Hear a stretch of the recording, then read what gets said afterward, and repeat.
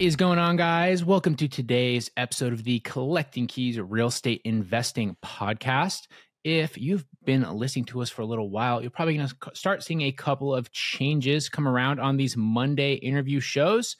Basically, Dan and I got kind of tired of dealing with a lot of the, like highlight reel, sort of unrelatable guests that we were getting on the show. Not that they were necessarily bad guests, but it just wasn't the direction we wanted to go when we originally started the Collecting Keys podcast, where we wanted to be focusing on actionable advice for people, like talking to real operators, learning how to actually build a successful real estate business. And so we are starting to make this change with these Monday interview episodes where we are bringing in smaller operators. I wouldn't say smaller, but like verified operators. A lot of them from within our scale community, a lot of them that we personally know are crushing it in this business. And our goal is going to be to dive into like what exactly they're doing in today's market. What do some of their systems look like? How are they hiring? What exactly is their involvement in these businesses that they're building? So that the hope is that all of you guys that are listening, that are also trying to be operators, instead of hearing the guy that just happened to get rich in 2015 and get lucky, you're going to hear about who's doing it in 2024 and beyond. And so for these episodes, it will be me and Dylan for a little bit. Might be Dan and Dylan every once in a while too. And we also have our first guest today, which is Drake Johnson, who you have heard on, I think we did a couple deal deep dives with you or deal case studies with you, Drake, a little while back. Yeah, we did, I think, 2 shows together. 2 shows. Awesome. So very cool. So welcome back. And you've been a longtime Scale member. And for this episode today, I would love to dive into the growth that you've had over the last year, because I know that you've seen a tremendous amount of growth in your business. I remember connecting with you like a year and a bit ago, and you were fully in like that early grind phase. But to get us started, why don't you give us a quick little like 2 or 3 minute breakdown, who you are, where you're based, and what your team currently looks like. Yeah, absolutely. Well, thanks for having me on again, Mike. I appreciate it. It's always fun to get back on with you guys and start talking about where you've come from and how far you've come. It's enlightening when other people realize that and you don't even realize it yourself. So totally, I appreciate that. Yeah. Just a little background on me, Drake Johnson, primarily based out of Central Texas. So I'm nestled in between Austin and San Antonio. We call it the 35 corridor, or New Braunfels, Texas, for anybody that's more familiar. It's a small town that's starting to become more popular in mainstream just because of its proximity to 2 really hot markets, or what were hot markets at least. Our team right now currently is 4. It's myself and my business partner, Andrew White. And then we have a full-time leads manager and a full-time acquisition manager. We have a couple of offshore employees as well, but they're just not included in our day-to-day. We kind of use them as a contractor type basis. Okay, sweet. It's a nice small little team. And then I messaged Dylan, but we'll let Max cut this out. But Dylan, you want to ask the next question? Oh yeah, I just got the chat. Yeah. Drake. So, excuse me. I've been fortunate enough to know you too, just from our accountability squads inside the Scale community. So I get to see your success and growth on a week-to-week basis, which is great to see. Right now within your business, you just don't know how many team members you have. What primarily would you say is your role in your business? And if that alludes to, what is you think your best fit, and where would you like to be with that? Yeah, sure. So my primary role is sales. And then I also do some back-end operations as well. Primarily, I have the 3 individuals under me would be our leads manager and our acquisitions manager. And then I would kind of take in the role of another sales guy, closer, or, that overseeing training, accountability of our frontline pipeline. So I guess to get a little bit more granular with that, let's say lead comes in, and actually you can answer to like where you get most of your deals from. The lead comes in, walk us through maybe first phone call to where your sales guy come in, lead manager comes in, or if you come in. Yeah, absolutely. So first and foremost, we source most of our deals via direct mail. Our 2 best performing channels are direct mail and Facebook ads. So those are our primary ad sources. Then we have 2 full-time cold callers that do all outbound.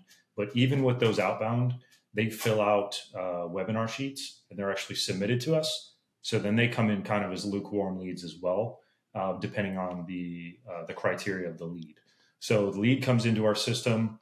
Before we had an answering service, we actually nixed that because we had 2 full-time people. Well, technically with myself, 3 full-time people available to take a call. And we essentially do a round robin. So if the lead comes in, the first thing it does is it goes to our leads manager. From the leads manager, if he doesn't answer, it would go to the ACK manager. If the ACK manager doesn't answer, it would pick up on me. In my experience, folks don't wait for the 15 rings. Yeah. So usually if they make it to the acquisition manager, it's a good day. They're patient. And actually, believe it or not, it's a little bit of a litmus test too, because we know if they actually stay on the phone long enough for somebody to answer, they might have some motivation. Yeah. So that lead will come in, it goes to our LM. From there, he will qualify the lead. We call it a qualification process, but I really, really have been pushing lately that we're shooting for a disqualification process. Mm-hmm. And what that really means is that we have essentially the 4 pillars. Most folks that are been in this business understand those 4 pillars that really drive success in a deal, and it's motivation, condition, timeline, and price. If it has at least 2 of those, it will move on. When what we're actually trying to implement more so now in that early sales funnel are live transfers. So if we have a qualified lead, or at least discover that they could be a next step lead, we will live transfer that lead directly to the AM.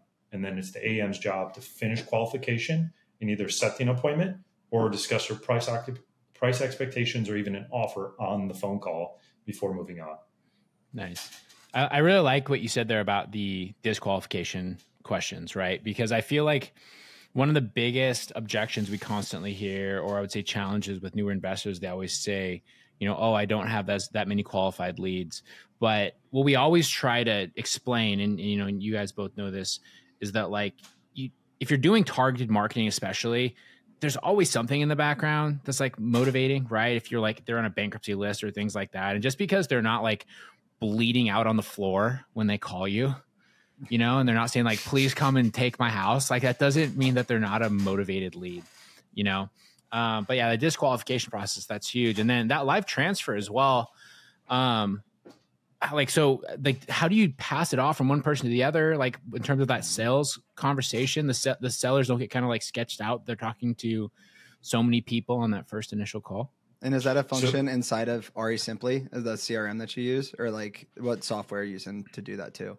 Correct. So we have 2 software platforms that are really key to this. The first one is RE Simply. RE Simply did do a recent update that allows live transfers.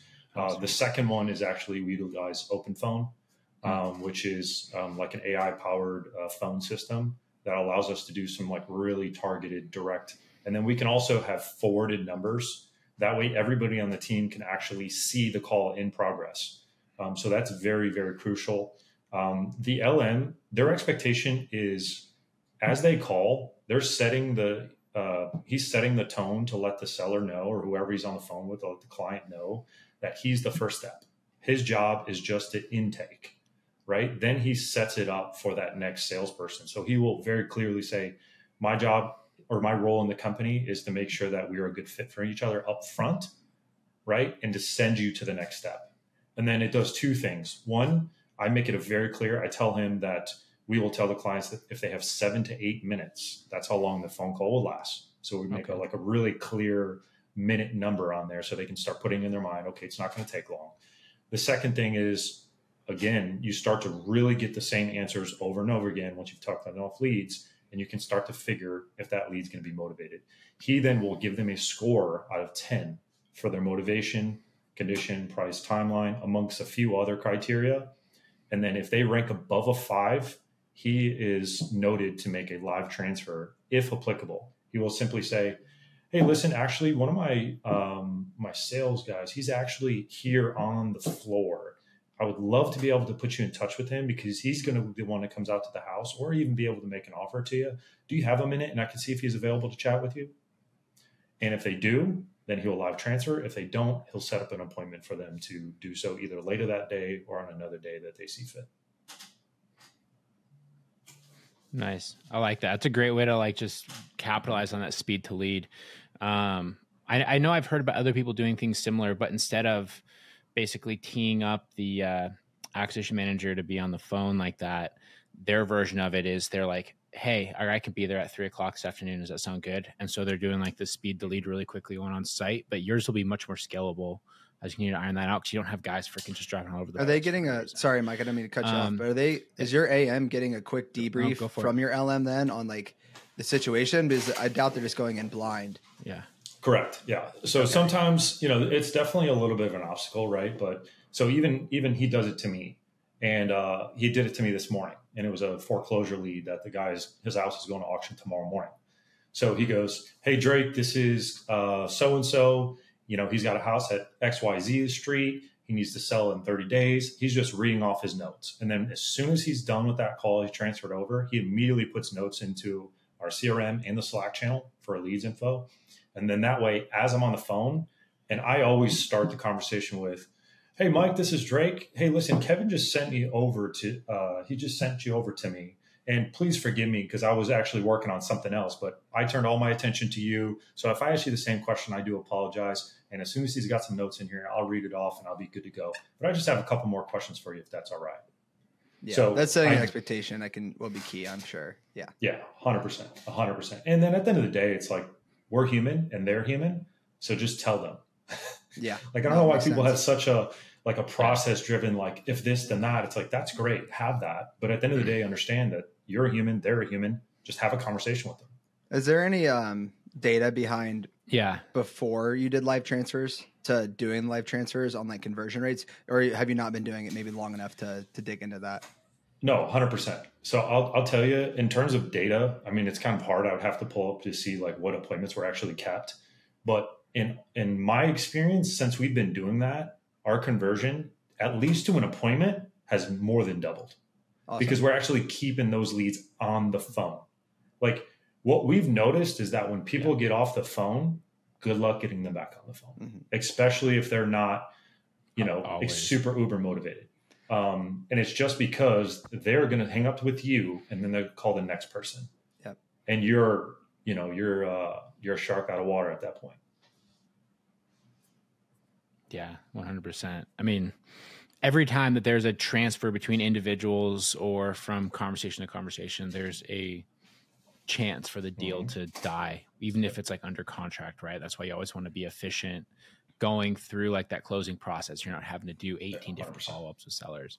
I wanted to go back to what you said about lead generation. You said you're doing Facebook ads for sellers. I think that might be one of the first people I've heard in like a while that's actually, I would say, doing that well. I know we do it for like retargeting purposes. So, when people go to our websites, they'll get retargeted, but you're doing like cold Facebook ads for sellers. I mean, I wouldn't call it effectively. It's so Facebook ads, right? you're spending money on it. So here's the thing. Okay. Here's the thing. This is what we found is that they have they were some of our biggest deals. So it was kind of like, for me personally on our market, we hated texting. Like I never had good success with texting. We did one deal off texting. We did texting for almost a year and had hundreds of leads in our CRM from texting, and they were all tire kickers. It was by far the worst marketing channel we have ever done. And it was very, very, very frustrating because people were, it might've been in a weird time too, where, texting was just starting to kind of fall off the cliff a little bit and get really hit by carriers. But people just seemed like they were just fed up with the texting. And, we would get sent over things where if somebody said, $1 million, all of a sudden now it's a lead. And we're like, damn it. Like, I don't even want to call this person, right? So we would text them back, nothing. Call them, nothing. Yeah. Appointments. Hey, listen, I just responded to a text, man. I'm not that interested. So it was like low barrier of entry, but also low motivation. Facebook ads, they actually have to see the ad, fill out the form, then they get automatic drips. So they get a Zapier integration where they get an automatic email, an automatic text message. And then we also treat Facebook ads as speed to lead.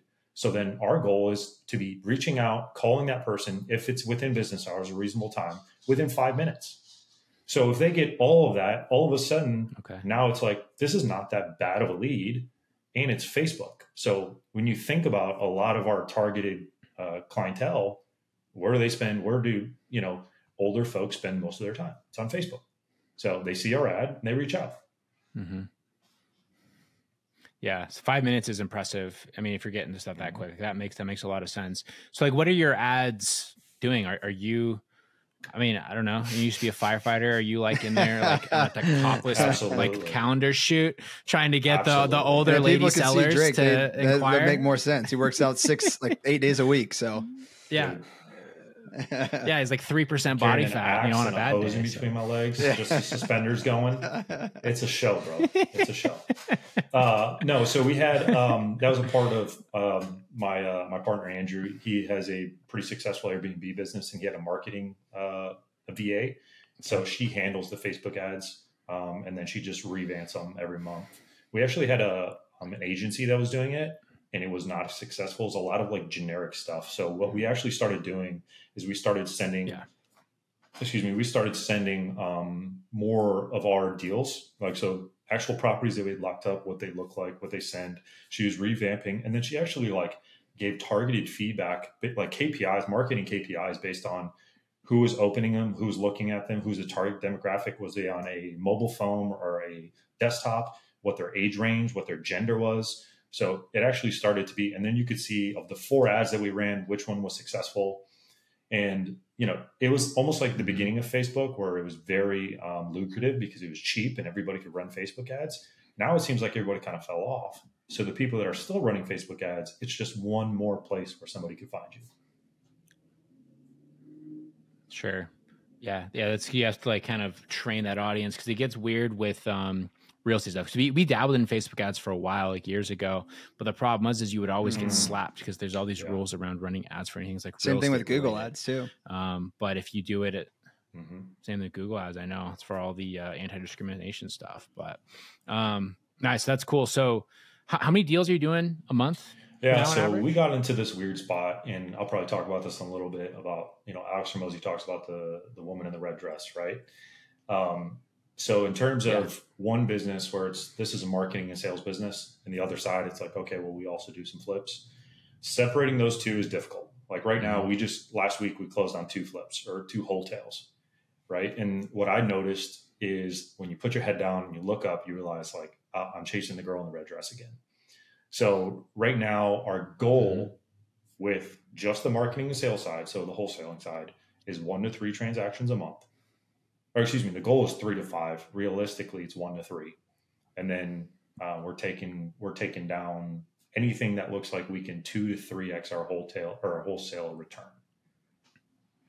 Yeah, I like that metric. I have a similar one as far as like wholesale and flip. Also, the nuances of how big is the project, like those kind of things that go along with it. Yeah. But okay, so you're doing 1 to 3 deals a month. Anything related to like what you are spending on marketing, whether through those 2 channels that you mentioned?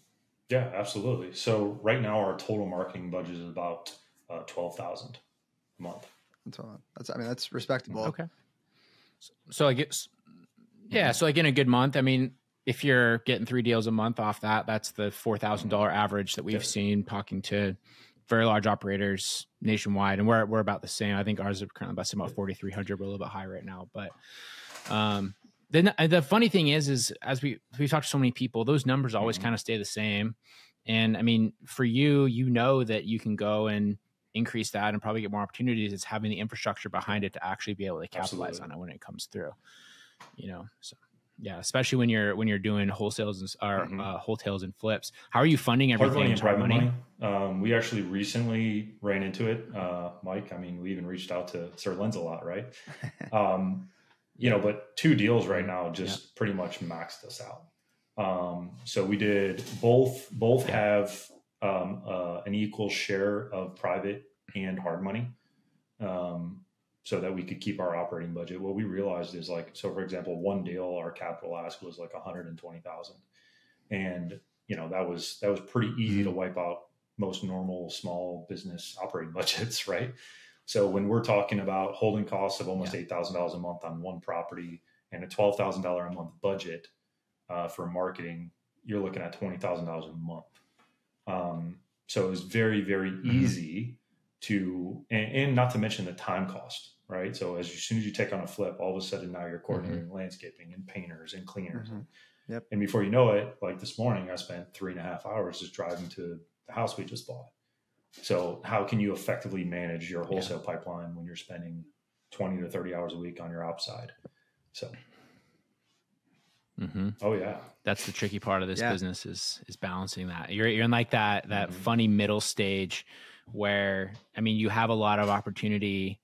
You're still trying to figure out kind of how to hire, because like you're also in a position right now where you could hire poorly and it would 100%. probably take you down for a little bit.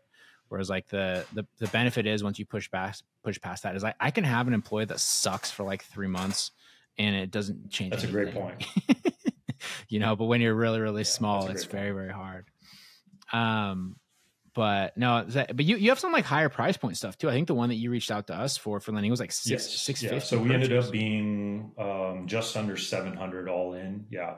I mean, 2 flips that we have are over, we have over $1 million out in loans. So it is a higher purchase points.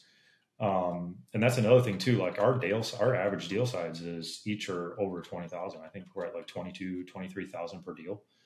So, marketing is more deal flow, or deals are more deal flow. However, is not nearly as high.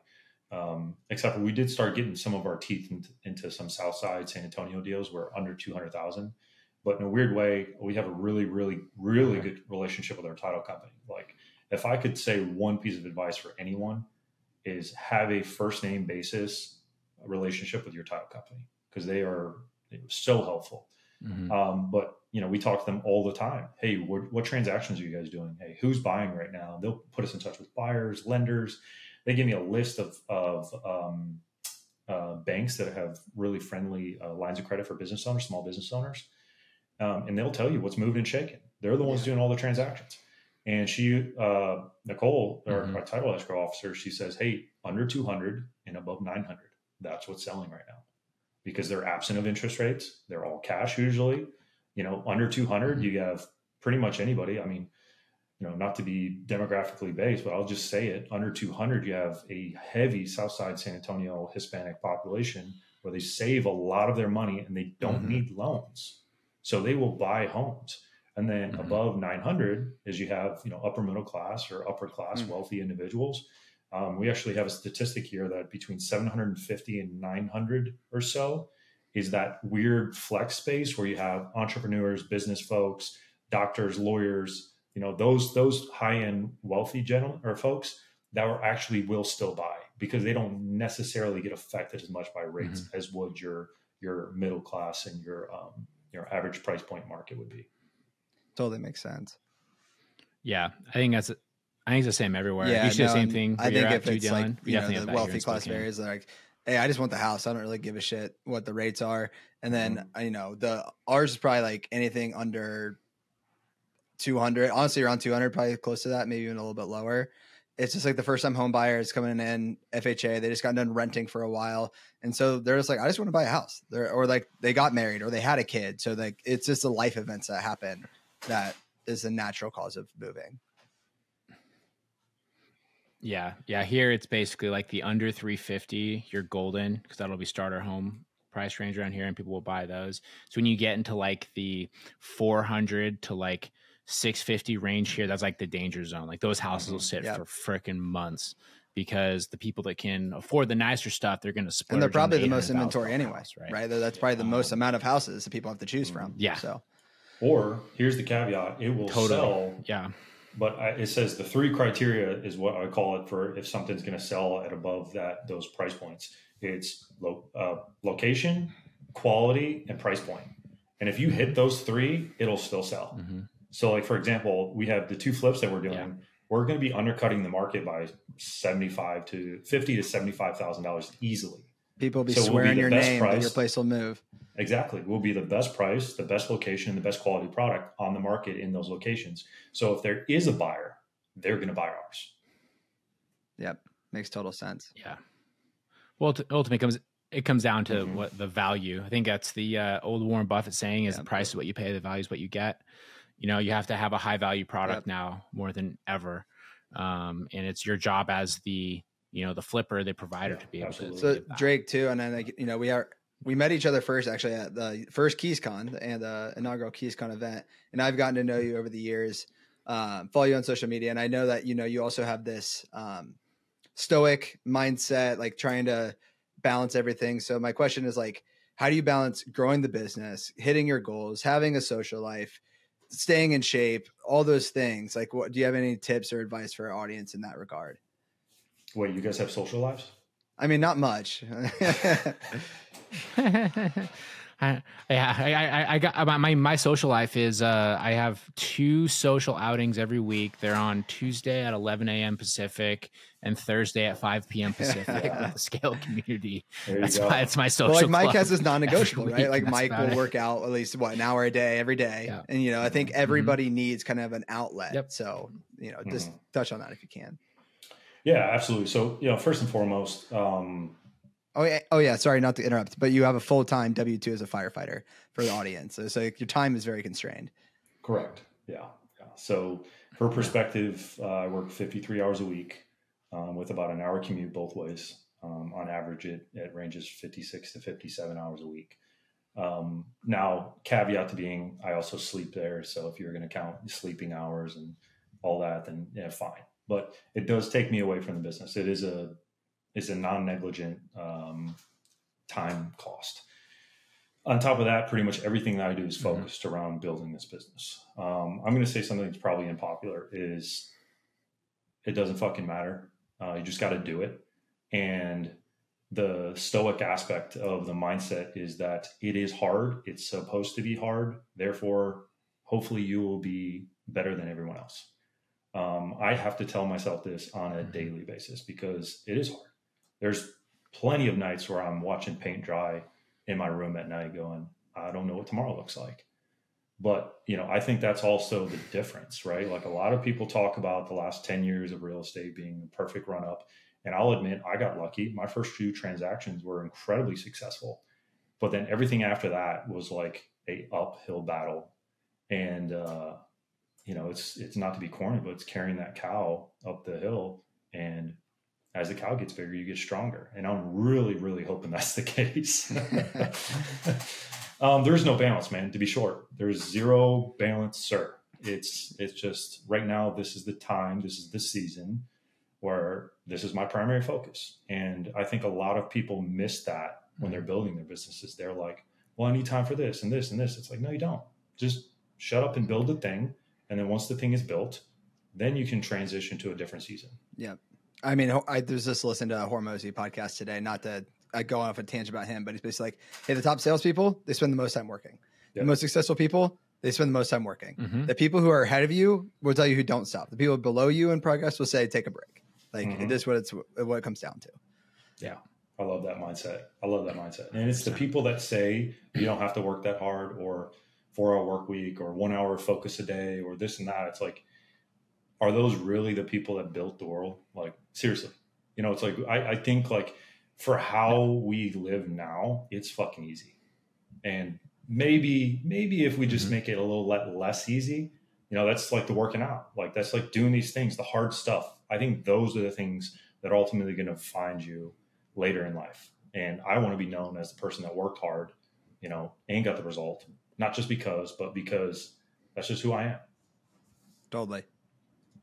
Yeah, I like that. And I'll be honest, Drake, my hope by having this sort of question mixed in on this particular show every week is that I'm going to keep getting answers just like that. Because like, that's the reality of it, and so often you listen to these other forms of media, you see on social media, or you go to these different entrepreneurial groups and all sort of stuff. And you have the guys that are like, oh, well, I have like schedules, like, but I still never miss a soccer practice. I'll never do these things. It's like, yeah, that's because you're already rich, dude. Or it's because you're not that rich and you're pretending like you are. Right? They're either like already above and beyond everybody else, or they're completely full of shit. And there's like, if you're in that grind phase, and I really like the way that you put it too, like that's just the season that you're in, and that's okay. It can go on for 1 year, it can go on for 5, but either way, if you're intentional about growing and moving things forward, eventually you can graduate from that. There will be sacrifices, but that's the trade-off that you make. That's the old saying of you got to like choose your heart. Like life is going to be full of regrets. You got to pick which regrets you're going to be okay living with.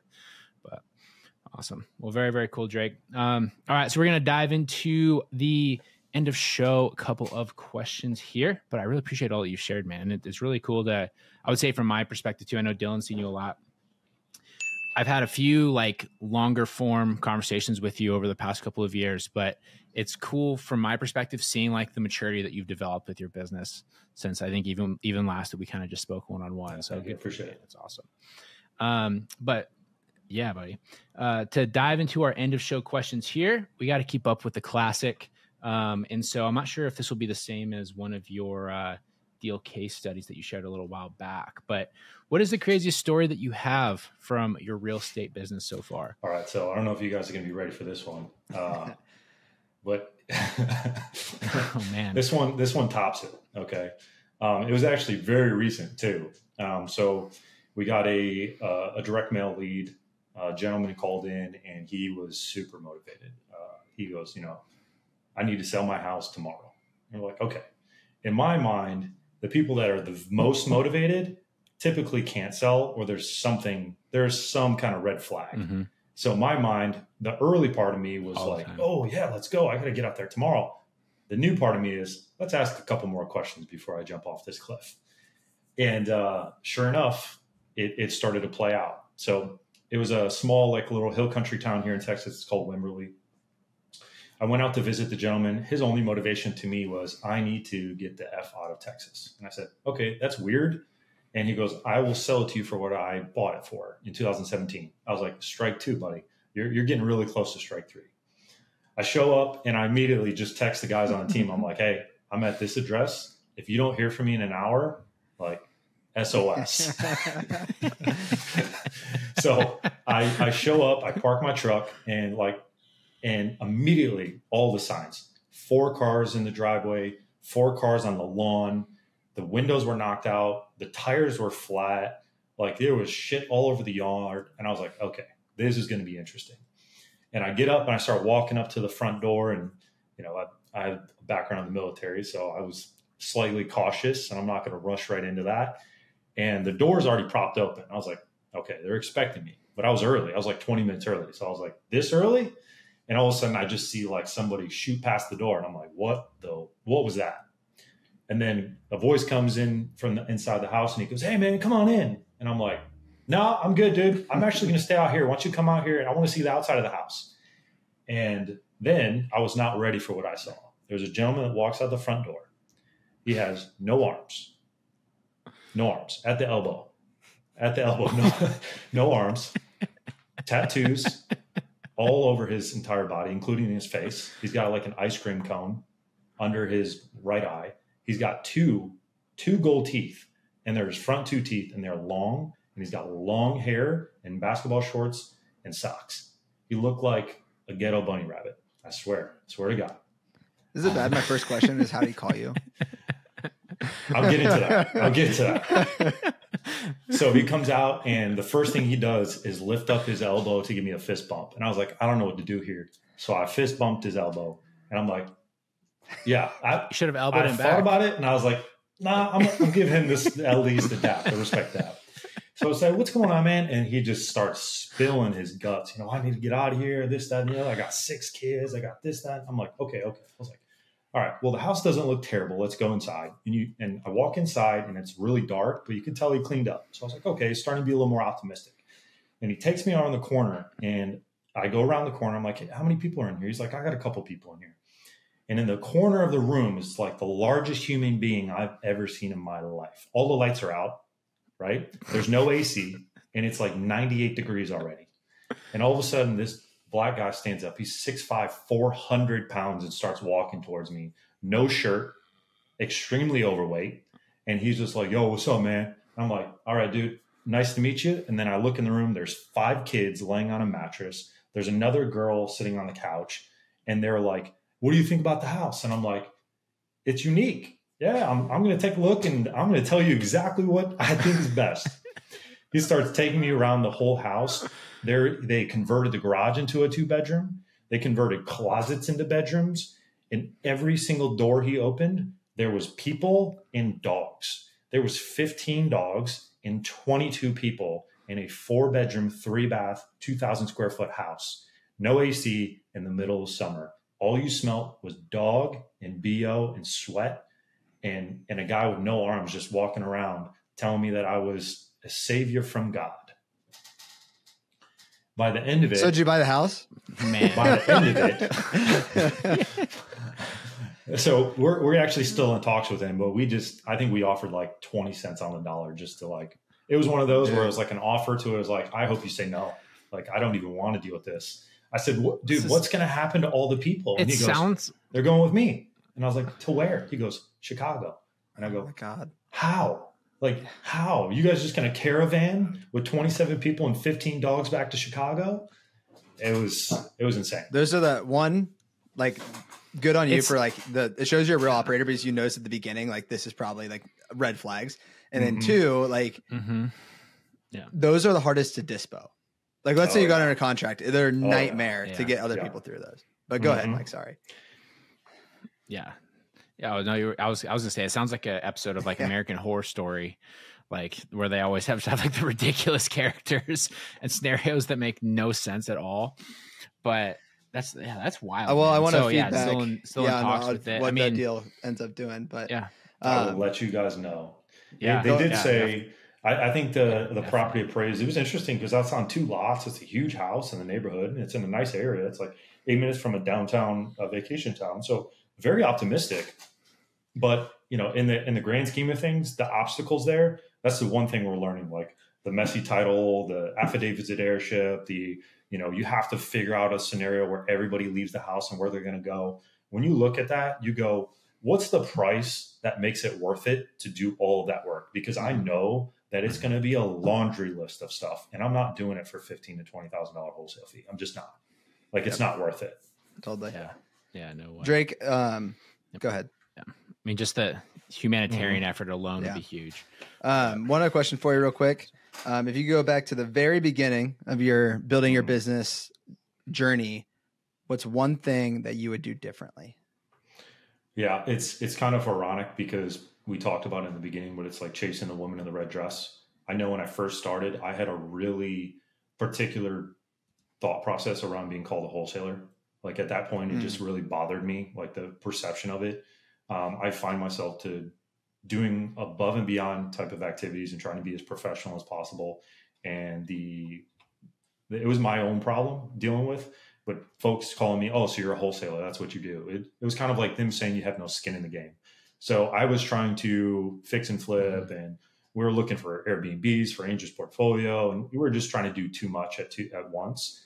And then I was focused on, all the processes instead of just going, what's going to actually drive sales. And it was something I actually wrote down on my computer every single day. It said, how many conversations are you having per day?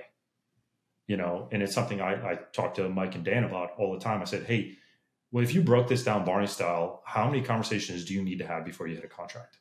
So if I had to go back to the very beginning, my whole day, 90% of my day would be spent on the phone, talking to sellers, talking to buyers, building relationships, and actually doing the business instead of pretending to do the business. And I know that's so cliche, but it's just true. Like you spend so much time doing a system, a process, a CRM, this, that, and the other. And you look down and you go, how much of my time was actually spent in revenue generation mode? And it probably wasn't that much. So if I had to redo it all again, my primary focus would be sales and marketing. And that's it. That's all I would focus on until we were up and running. And then I'd focus on all the other stuff. Yeah, I imagine as we continue to do these, that will probably be the most common answer to that, because you're completely right. Like people tend to go towards the things that I would say like feel the easiest, especially when you're kind of uncertain and you're really in that grind mode and you don't know when you're going to be making next bit of money, which is kind of like a high stress situation. And for most people, I'd say 99% of the people, those things are not revenue generating activities, right? Because calling the sellers is hard, going and doing your long-term follow-up, calling 80 people in a day just to get hung up on 75 times. Like that's really hard to do, but that is where the real opportunity comes from. And you build so many valuable skill sets in that avenue of your business. Like the amount of conversations that you have and what the conversations consist of, you're going to learn more about real estate in those conversations than you're ever going to learn from other people, courses, coaches, etc. Those things help, but they have to understand is that like 80%, 90% of your time needs to be spent talking to buyers and talking to sellers. Yep. Absolutely. Cool. Awesome, Drake. Well, I really appreciate the time, man. Where can people find you, follow you, real reach simple. out to you? The Drake Johnson on Instagram, Drake Johnson on Facebook. That's pretty much where we go. And obviously collecting keys. Cool. Right on. If you guys are in San Antonio, you should definitely reach out to Drake because I'm sure he'd love to do a deal with you. Did you want to talk about your meetup down there at all? Or I know you have promoted that in the past. I'm not sure if you're moving away from that. Yeah, so we've been doing a meetup for just over 2 years, every single month, nonstop. And you could edit this out, but we're actually thinking about pulling the plug soon. Talking about one of those aspects of things that just consumes so much of your time and energy. It was fantastic. We built a lot of relationships. We had a Facebook group. We've done deals with people there. Aaron Beal has come and spoke. It's probably been one of the most fruitful things that we've ever done, but it's also one of the most time consuming and draining activities. It'll probably take us 12 to 15 hours a month just setting up that meetup. Yeah. But if we don't, the plug is Pints and Properties in San Antonio. It's a Weathered Souls Brewery. It's in the back of the brewery. It gives us the whole back, and we have a different operator come out every single month. We have nothing to sell. It's all about value and bringing into the community. We have a Facebook group, Pints and Properties San Antonio, and we've actually done a ton of deals with people in there, and we've actually got really good relationships from people that shows up and networks. So yeah. Cool. Right on. Well, if you're in San Antonio, you can check that out. Otherwise, just hit up Drake on social media as well. So, Drake, man, really, really appreciate the time. And everybody, we appreciate you guys listening. Go ahead and share this with your other friends that are operators and trying to figure out how to grow their businesses. Drake dropped a bunch of great knowledge here that you can definitely take away that was super actionable. Talked about how he does the hot transfer. He talks about how they are disqualifying leads rather than qualifying them, which I think is a great spin on things. And also how he's even doing social media ads, which I haven't heard about being done successfully before. So really good job for you, Drake. But share it with all your operator friends, everybody. We appreciate you guys, and we'll talk to you guys next week.